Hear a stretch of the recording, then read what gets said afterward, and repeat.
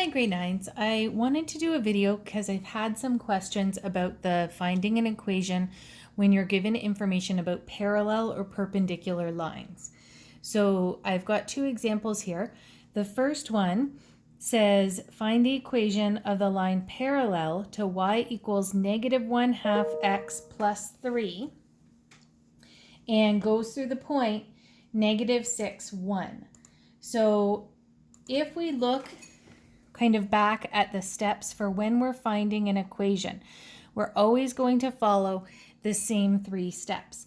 The first step is to find the slope, and that could come in a number of different ways. The second step is to find the y-intercept. And that will probably come from using a point and the slope and substituting everything into the y equals mx plus b equation and solving for your b. The last step is to take the slope and the y-intercept that you have and write the equation. Okay, so looking at these steps, our first thing to do is to find the slope. So we know that the line we're looking for is parallel to y equals -1/2 x plus 3. So if we have lines that are parallel, we should know that that means that they have the same slope. So if they have the same slope, we can say, what does the slope of this line, and then use that same slope. So I like to write that out as given from this given line. M is the number in front of the x. So m is -1/2. A little error that's pretty common here. Sometimes people write m equals -1/2 x because they kind of think this whole piece is the slope. The slope is just the number part. You don't ever put an x with your slope. X is your variable. The slope is the number that's multiplied by the x.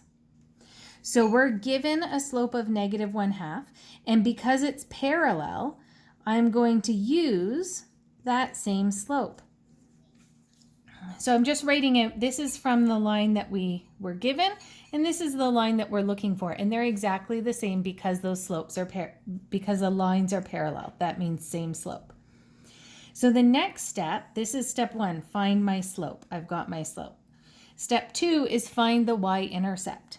So for that, remember we write out the equation, y equals mx plus b, and I know my m, and if you saw the video from, I think it was day 3, this is where I said I like to substitute in just the m before the x and the y, because I feel like sometimes people kind of mix things up if they're trying to substitute in 3 things into 3 different places. So it's sometimes a little bit safer and a little bit easier just to do that in 2 steps. So from my point, I know that this x-y coordinate pair is on the line. So if I substitute in x equals -6 and y equals 1, that satisfies this equation and it can let us solve for b. So I'm going to put in a 1 for the y, -1/2, and then my x value is -6 plus b. Remember, when you're multiplying fractions here, you can always just make the whole number a fraction, so I can put 6 over 1. Now multiplying numerators together, -6 times -1 is 6, 2 times 1 is 2. If you saw in one step that reduced to a 3, that would be good to do. So 1 equals 3 plus b. And then solving for b, I'm going to bring this 3 to the other side and make it -3. And then b equals 1, take away 3 is -2.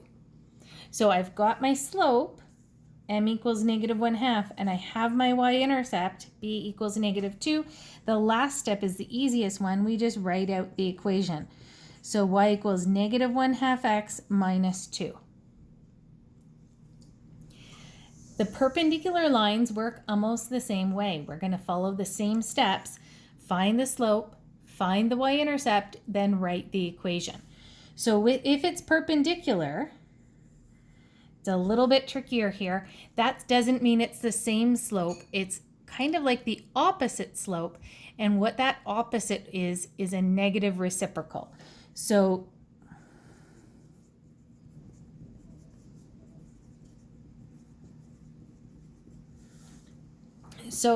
negative reciprocal means that you flip the fraction and change the sign.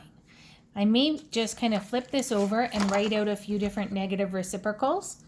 So if my slope was in this column, I'm going to put NR for negative reciprocal. If I had a slope of 2/3, the negative reciprocal of that, I have to flip the fraction, make it 3/2, and change the sign to make it negative. If I had a slope of -1/4, I would have to flip the fraction, so make it 4/1, and change the sign to make